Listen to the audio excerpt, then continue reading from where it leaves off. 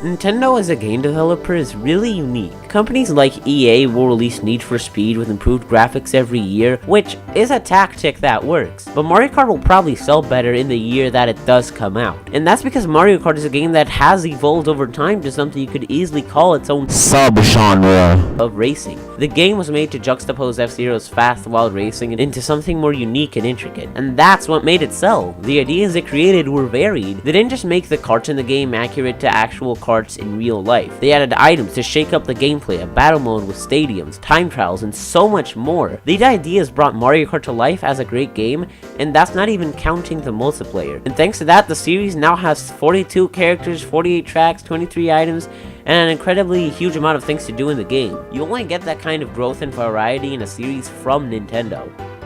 So they did it again, like 4 times, and yeah, they were pretty neat actually. One of these sub-series born off of Mario Kart's wild success was Mario Tennis. Developed by Camelot Software Planning, who coincidentally also made Mario Golf, is a series of spin-off titles where Mario plays tennis. It doesn't get any simpler than that. The series began on the N64 with a pretty alright game. We then saw sequels on the GameCube, GBA, 3DS, and Wii. Yeah, that's all of them. I mentioned Mario Kart's growth over the years to become this Megaton world franchise with tons of shit to do, but I think I failed to mention that Nintendo makes these games because they know they will succeed. They don't come cheap. Yet the team at Camelot was still able to manage a huge improvement between titles. From N64 to the GameCube, there was a big change in Mario Tennis though. Tons of modes, character maps, and a new mechanic, those things were all added. Then they just kinda threw it on the Wii. I don't know why. We made some really bad motion controls for it too. And then Mario Tennis Open just sorta ditches things and does other things its own way. I mean, I can get why, it is a portable game after all, and there is still a fair amount of things to do, but I don't know, it's just weird. Also, can we just, like, never acknowledge Ultra Smash, just, like, ever? Because I really don't want to do that. So we arrive at 2018 with the announcement and release of Mario Tennis Aces, the new title in the series for the Switch console. And while admittedly I was somewhat skeptical of it at first, I did begin to like what I saw in the trailers. However, Nintendo seemed to really keep this game a secret for some reason. The entire story mode trailer is 52 seconds long, not counting the Switch intro, and it's especially strange that they did this when last year Nintendo didn't miss a beat of revealing literally everything about Mario Odyssey and its kingdoms, so what the fuck is going on? Well, as soon as you start the game, it becomes apparent. There are only 4 modes in this game. Okay, well that's not really bad on its own, you know, quality over quantity, so let's try out the adventure mode. I remember Mario Super Sluggers had a really cool adventure mode. Every corner of the island had tons of shit to do in it. You could swap to different characters to do Lego game-like puzzles. It was really neat. Admittedly though, for a story mode it was really lengthy with a good couple of hours for things to do. So Aces can do the same thing, right? I beat the entire story mode in like 1 3-hour recording session. Wow. Okay, well before I start bashing this game to shit, I should talk about what I do like. You know those kinds of game reviewers, the kinds who make overly long 2-hour videos with British voices talking about how a game mechanic is inherently flawed while they play lo-fi hip-hop beats in the background. Well, it feels somewhere out there Camelot saw one of these videos on Mario Tennis Open and took that to heart. The gameplay is just so perfect. It's your average tennis game on the surface. You have to do different shots and you can't let your opponent hit the ball off your court. Then you have the energy meter. Every time you hit the ball, it goes up a little. You can also charge up your hit, and you can make the meter go up further. One of the new things you can do is a trick shot. Tilt the right stick in the direction you want to go, and bam, you just blocked off a cheap shot. Time it right, and you'll get more meter from it. And if you don't, you'll use up meter instead. So that's already one great thing they did with this feature, but Camelot was not satisfied. So in order to make having energy seem more threatening to your opponent, you can do this. That is a zone shot. Zone shots allow you to aim the ball wherever you want and shoot it fast. Your opponent is going to have to use their zone speed if they want to block that. And if they don't, their racket takes damage. And if their racket takes too much damage,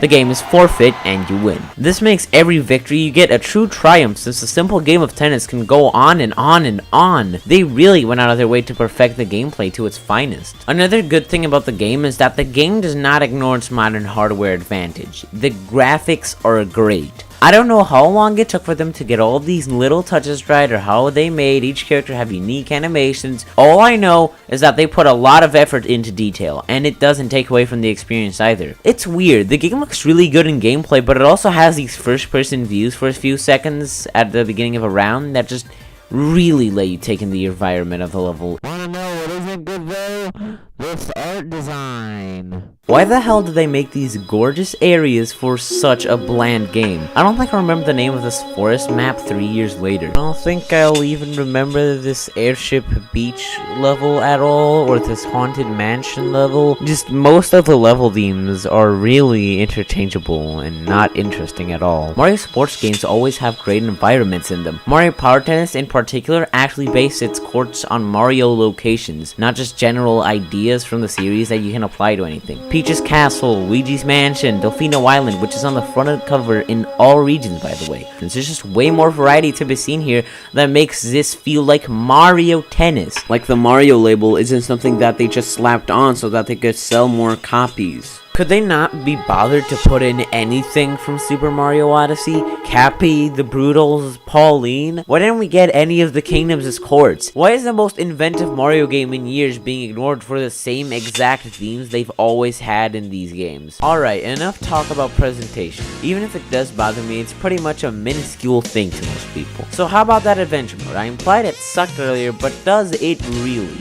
Kinda, yeah. The adventure mode is split up into 4 areas of the map, and they all repeat the same 5 level types. A normal tennis battle that shows off a stage gimmick, a ball rally, a rally where you can't let the CPU hit the ball, and a minigame with these fence thingies, and boss battles. These modes are all fine and good, not to mention they're pretty fun to play as well, but just like the rest of this game, they're all so lazy. They never expand upon any of the other modes besides increasing the number count of things you have to do, so it just feels like a tired exercise to unlock whatever's behind them. Sometimes they don't even unlock anything, so you're just going from area to area doing the same shit for 2 hours and then the game ends. Yeah, it's fun, but not something I would consider quality. The best part about the adventure mode were the normal tennis battles, and that should honestly say a lot. And while I haven't mentioned boss fights, there's really nothing to them. They're all the exact same except for Blooper and the final boss. You tire them out with the tennis ball, hit them with the zone shot, dodge their projectiles, rinse and repeat.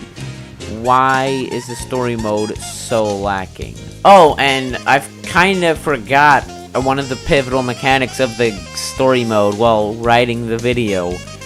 The things you unlock are the rackets, which give you more life to do and slightly enhance your potential. And you also level up, but it doesn't really change anything because it's not actually a system, it's just leveling up, which barely changes anything besides making things very slightly easier on your side, so that's great.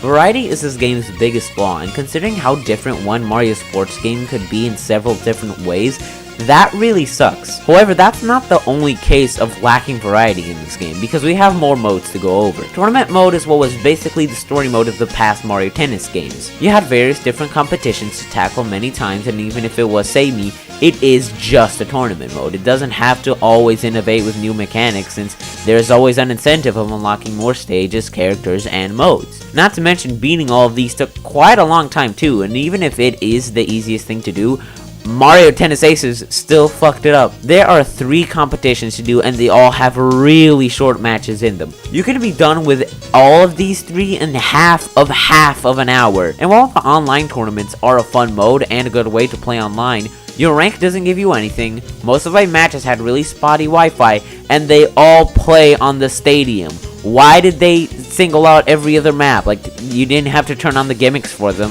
Replay isn't all that great either. In Power Tennis, the game had exhibitions and special games. Exhibitions let you set a game of tennis really easily. You pick your guy, pick your difficulty, your map, and you can even toggle your options to your liking after picking everything. Then Camelot decided to purposely make it awful for some reason. Instead of bright, colorful menus, you have this.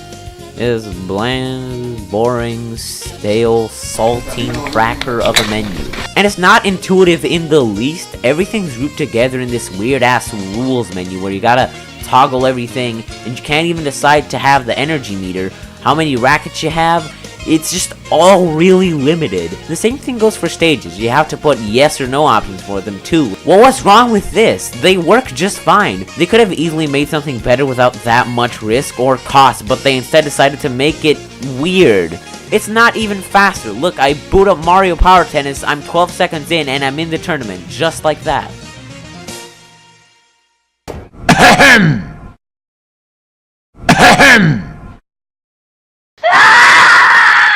And the free play mode has one way of playing. No rallies, none of those fence levels, just the normal tennis matches. Mario Power Tennis had an entire category dedicated to minigames with different levels, and all of them were unique and varied and rewarded you with something.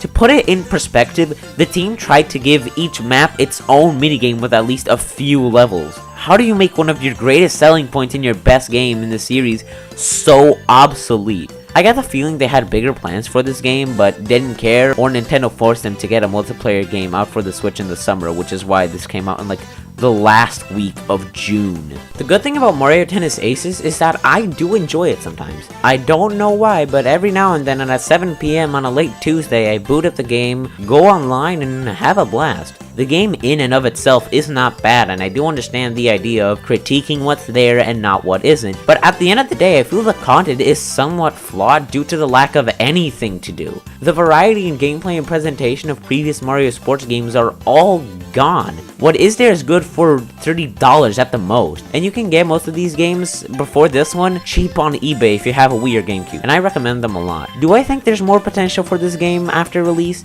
Yeah, DLC of any kind, as long as it's more things to do for one or more players that's longer than 15 minutes. However, as this game stands, I can't recommend it. As for money, I'd only buy it until the price drops in half, which is a pretty big cut. Maybe if you're really into online multiplayer and you have a few My Nintendo points to spare, then go for it if you want, but as for me, this should have been cheaper. If I had to give this game a score, I'd say it's a 2 out of 5.